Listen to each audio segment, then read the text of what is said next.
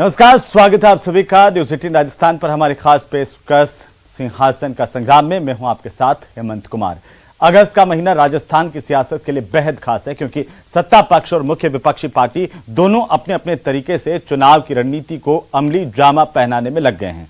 जहां एक तरफ कांग्रेस की चुनावी समिति टिकट का आधार तय करने में लगी है, तो वहीं बीजेपी सभी 200 सीटों पर जीत के समीकरण ढूंढने पर जोर दे रही है। अब सवाल यह है कि क्या सियासत का वही पुराना रिवाज इस बार भी जारी होगा या फिर बदलाव के इस वक्त में राजस्थान भी अपना रिवाज बदलेगा। देखिए, बड़ी सियासी घटनाओं को समेटे हमारा ये खास कार्यक्रम सिंहासन का संग्राम।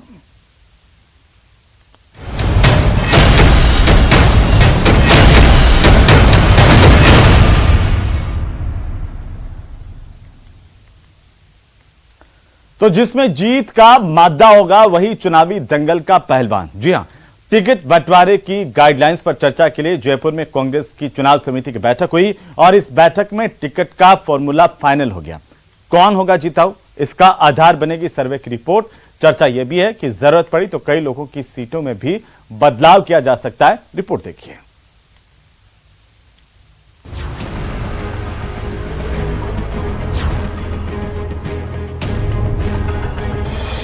ना उम्र की सीमा, ना जाति का आधार, जो होगा जिताऊ बस उसी पर विचार।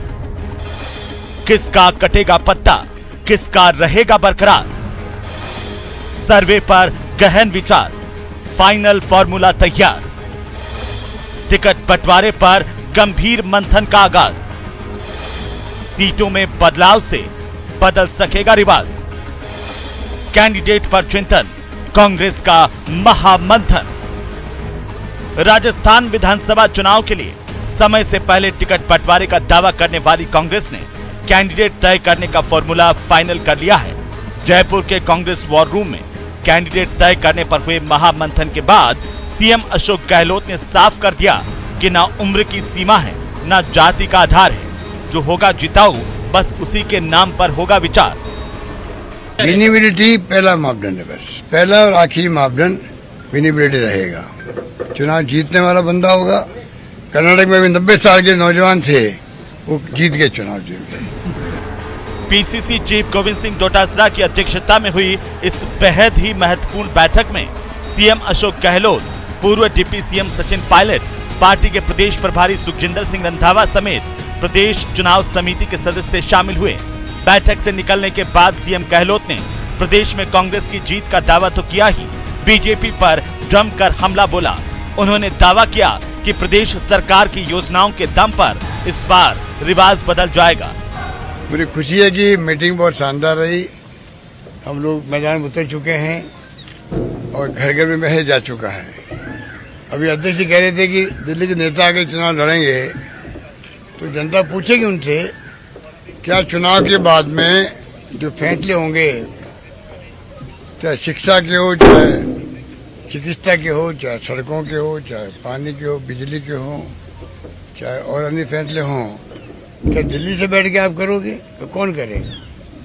अगर आपके पास में ये स्थिति नहीं है कि आप बता सको कि हमारे नेता कौन है राजस्थान के अंदर, और क्या प्रधानमंत्री के चेहरे पर इलेक्शन लड़ा जाएगा, मैं समझता हूँ ये चुनाव के पहले ही उनकी हार मानने की वाली स्थिति बन गई है।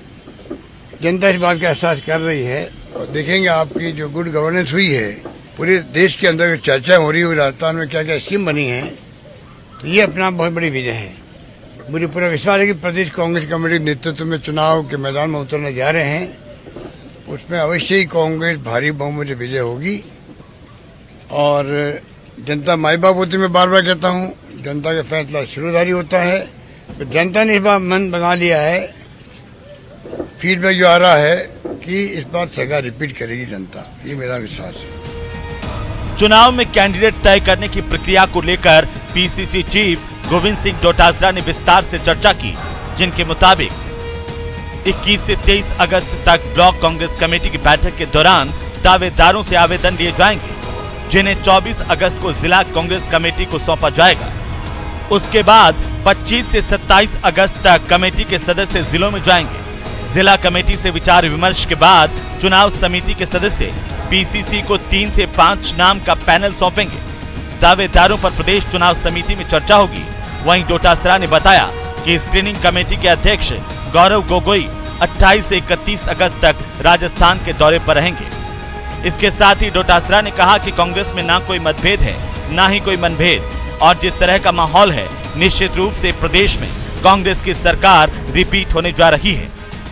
21, 22, 23 3 दिन हम ब्लॉक कांग्रेस कमेटियों की बैठक करेंगे।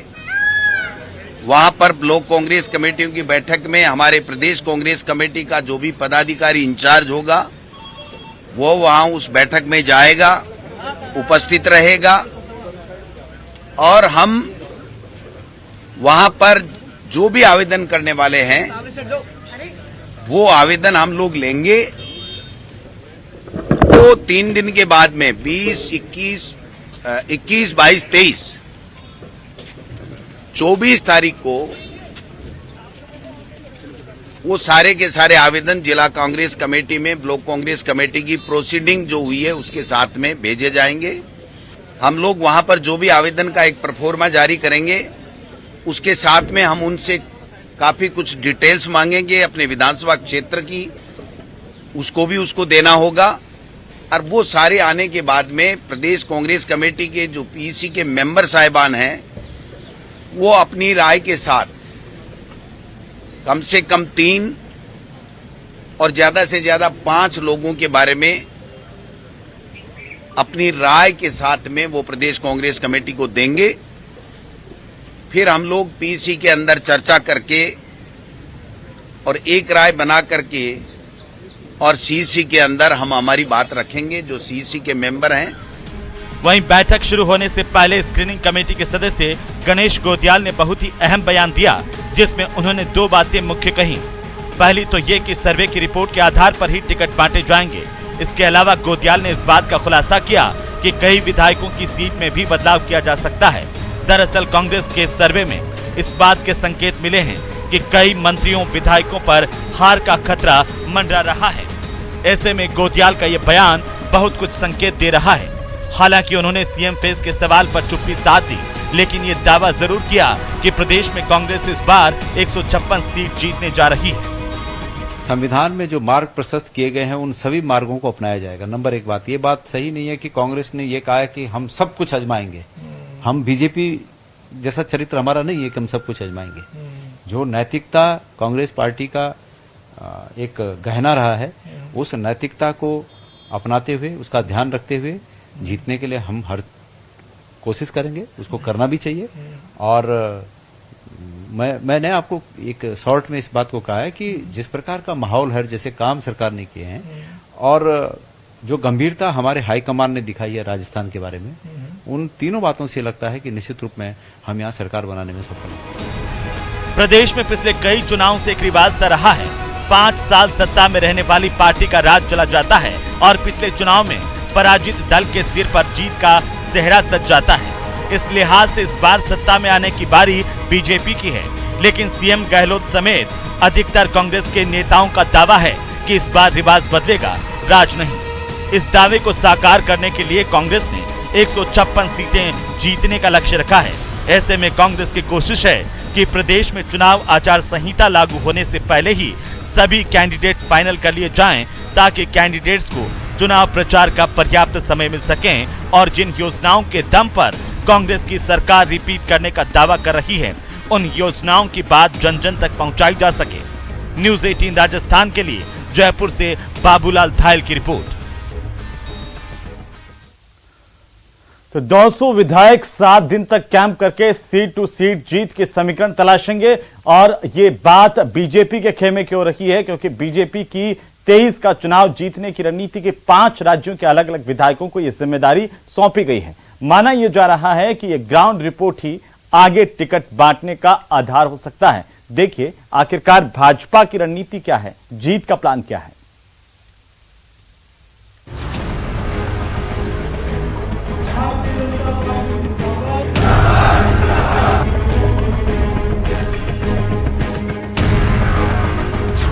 जीत के लिए रिपोर्ट कार्ड वाला फॉर्मूला और 8 दिन तक विस्तारक के नाते उस विधानसभा में रहेंगे। वहां आगामी कार्यक्रम संगठन के कामों में उनकी देखभाल करेंगे और 8 दिन तक इनका प्रवास उस विधानसभा में रहेगा। 5 राज्यों के विधायक बनाएंगे 200 सीट की रणनीति। 8 दिन के अल्प प्रवासी योजना के अंतर्गत विधायक यहाँ 6 राज्यों के आए हैं, हर विधानसभा में जाएंगे। बीजेपी एक्शन मोड में है और जीत के लिए फुल प्रूफ प्लान तैयार करने की कोशिश हो रही है। इसके लिए राजस्थान की सभी 200 सीटों के संगठनात्मक और वहां के हालात के स्तर पर रिपोर्ट तैयार करने का काम शुरू किया गया।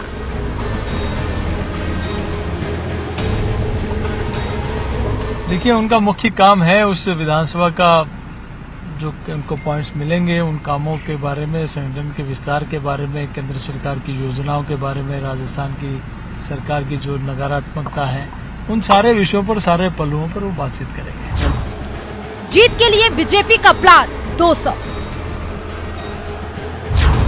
एक विधायक को एक सीट की जिम्मेदारी मिली है। हर सीट पर एक विधायक 7 दिन का कैंप करेंगे और 7 दिन में तैयार फीडबैक केंद्रीय नेतृत्व को सौंपेंगे। केंद्रीय नेतृत्व पहले से ही प्रदेश की सभी सीटों का सर्वे करा चुका है और सर्वे में जिन सीटों पर बीजेपी को कमजोर बताया गया है, वहां विशेष फोकस करने के निर्देश भी दिए गए हैं। गुजरात, हरियाणा, उत्तर प्रदेश, हिमाचल प्रदेश और दिल्ली से आने वाले विधायकों को ये जिम्मेदारी सौंपी गई है, जो चुनावी रणनीति में माहिर माने जाते हैं।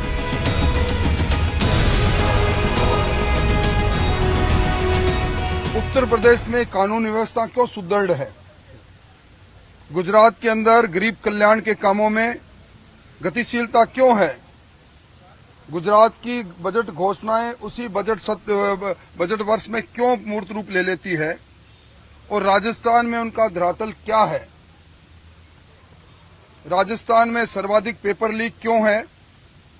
इन सारी बातों को वो अपने अनुभवों को साझा करेंगे। खास बात ये भी है कि इन विधायकों की वर्किंग पूरी तरह से गोपनीय रखी जाएगी। ये लोग ग्राउंड पर जाकर मौजूदा विधायक से संवाद करेंगे, साथ ही विधानसभा सीट पर उम्मीदवारी जता रहे अन्य नेताओं से भी चर्चा करेंगे। बूथ का युद्ध सबसे मजबूत होगा और इसीलिए इनको बूथ के कमेटियों के साथ भी साक्षात्कार करेंगे, जाएंगे, देखेंगे। हमारी बूथ कमेटियां जो बनी हुई है, फोटो बूथ कमेटियां, उनके बूथ कमेटी के सदस्यों के साथ ये अपने बात करेंगे, साझा करेंगे। सूत्रों के मुताबिक जिन सीटों पर कांग्रेस व अन्य दलों का कब्जा है, उनके लिए बीजेपी अलग रणनीति पर काम कर रही है। इन सीटों पर भेजे जाने वाले विधायकों को अपनी रिपोर्ट में बताना होगा कि जीत के लिए क्या रणनीति होनी चाहिए। खासकर मौजूदा विधायक की ताकत व कमजोरियों की जानकारी जुटाई जाएगी। इनकी रिपोर्ट में ये भी शामिल होगा कि कौन से मुद्दों को उठाया जाए जिससे भाजपा ये सीट जीत सके। हालांकि पार्टी के बड़े नेता टिकट बंटवारे के बारे में तो खुलकर नहीं बोल रहे, लेकिन संकेतों में साफ है कि 200 सीटों की ये रिपोर्ट टिकट तय करने में बड़ी भूमिका निभा सकती है। इनका जो काम दिया गया है उस काम को ये करके आएंगे।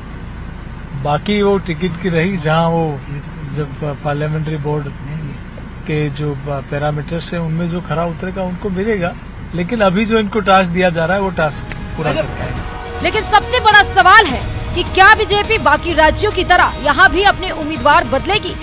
क्या मौजूदा विधायक के टिकट भी काटे जाने की आशंका है?